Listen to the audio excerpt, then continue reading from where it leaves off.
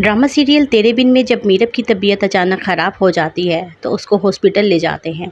वहाँ डॉक्टर कहते हैं कि ये बहुत कॉम्प्लिकेटेड केस है और मीरब के यहाँ एक नॉर्मल नहीं बल्कि प्री मैच्योर बच्चे की पैदाइश होगी।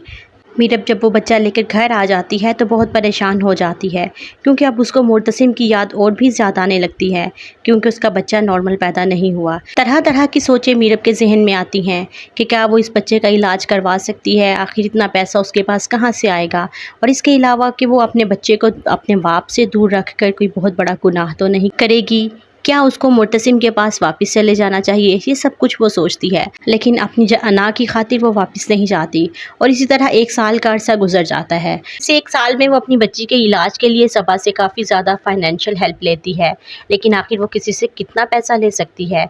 इसके लिए वो फिर सोचती है कि मैं इसके इलाज के लिए इसके बाप के पास जाती हूँ, यानी मुर्तसिम के पास जाती हूँ।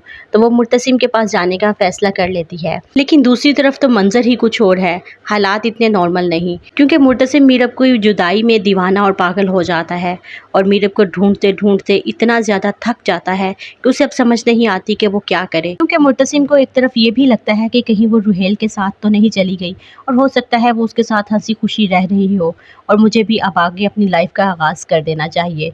और इसके अलावा माँ बेगम को भी खुश करने के लिए वो ये सब कुछ करता है। वो चाहता है कि माँ बेगम को आखिर कब तक वो इस तरह तड़पाता रहेगा। दूसरी बात यह कि मुर्तसिम के दिल में भी गुस्सा आ जाता है। कहता है कि वो मेरे साथ बेवफाई कर सकती है तो मैं भी उसके साथ बेवफाई कर सकता हूँ और मैं भी उसको ये बेवफाई करके दिखाऊंगा कि किस तरह से बेवफाई करते हैं। और वो हया के साथ शादी करने के लिए मान जाता है और जैसे ही मुर्तसिम हया के साथ शादी करने के लिए मानता है तो हया की तो खुशी का ठिकाना नहीं रहता।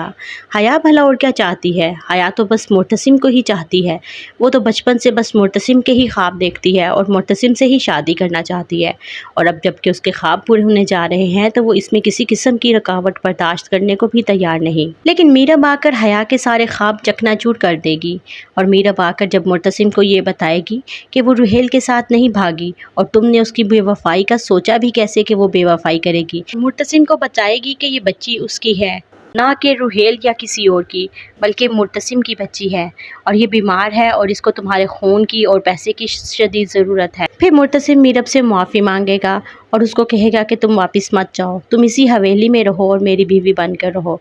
और हया को ये बात हज़म नहीं होगी और हया इस सदमे में पागल हो जाएगी और या ख़ुदकुशी ही कर लेगी। फिर वो अपनी बच्ची का इलाज करवाएंगे और बच्ची ठीक भी हो जाएगी और हंसी खुशी रहेंगे। व्यूअर्स, आप इन रिव्यूज़ के बारे में क्या कहते हैं? अपनी राय ज़रूर बताइए। अल्लाह हाफिज़।